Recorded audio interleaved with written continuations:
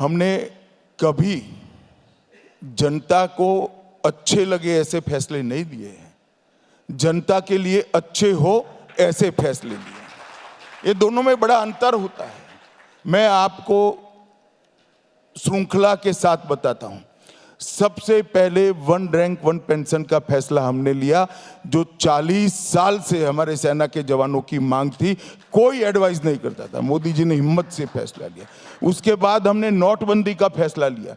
UP के चुनाव sir पर थे, 17 में चुनाव थे, 16 में हमने दिया। सभी लोग कहता था बहुत बड़ी गलती हो गई। उसके बाद यूपी में 325 सीट के साथ सबसे बड़ी सरकार अब तक की 2017 में बनाई। उसके बाद हमने जीएसटी लाया। सभी लोग कहते थे उल्टा पड़ जाएगा। आज एक देश एक कर की कल्पना हमने साकार कर ली है। पूरी दुनिया आश्चर्यचकित होकर देख रही है कि 130 करोड़ की आबादी वाले देश में जीएसटी जैसा कानून कैसे लॉन्च हो गया। जब हमने एनपीए पर कठोर कार्रवाई करनी चालू हुई, सब कहते थे कि इंडस्ट्री बिखर जाएगी, इकोनॉमी बिखर जाएगी। आज भारत की सार्वजनिक बैंकों की बैलेंस शीट, प्राइवेट बैंकों की बैलेंस शीट विश्व में सब बैंकों से सबसे अच्छी बैलेंस शीट भारत की बैंकों की बैलेंस शीट है। हमने जन धन लाया, आधार लाया और मोबाइल जैम ट्रिनिटी से हमने डिजिटल इंडिया को साकार किया। कोई इस देश में 10 साल के पहले कल्पना नहीं करता था कि सब्जी वाली ठेले पर आपको कहे कि साहब मोबाइल से पेमेंट करो, कैश नहीं लिया जाता है। ये परिवर्तन नरेंद्र भाई लाए। सर्जिकल स्ट्राइक और एयर स्ट्राइक, सारे लोग आकलन करते थे युद्ध हो जाएगा, ये हो जाएगा, वो हो जाएगा। मोदी जी ने फर्म निर्णय लिया कि जो होगा वो होगा, हम देखेंगे, लड़ेंगे, जीतेंगे। हमारी सीमा और हमारी सेना, ये दोनों के साथ छेड़खानी हम सहन नहीं करेंगे। घर में घुसकर सर्जिकल स्ट्राइक और एयर स्ट्राइक करने का निर्णय नरेंद्र मोदी ने लिया। 3 तलाक का कानून सालों से बात होती थी, नहीं इंप्लीमेंट होता था। नरेंद्र मोदी सरकार ने 3 तलाक लाया भी, बिल भी लाया और 3 तलाक को समाप्त कर लाखों लाखों मुस्लिम महिलाओं को अधिकार देने का बात किया।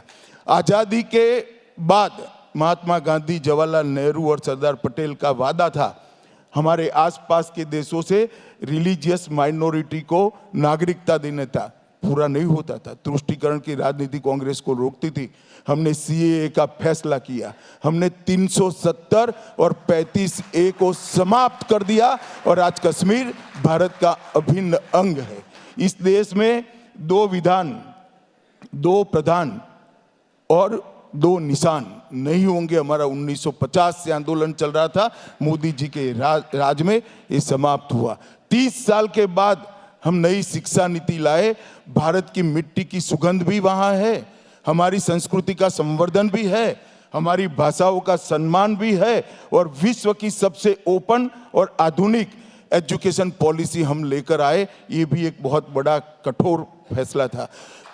40 साल से देश में महिलाओं के आरक्षण की बात हो रही थी, मगर कोई दे नहीं पाता था। नारी शक्ति वंदन अधिनियम ने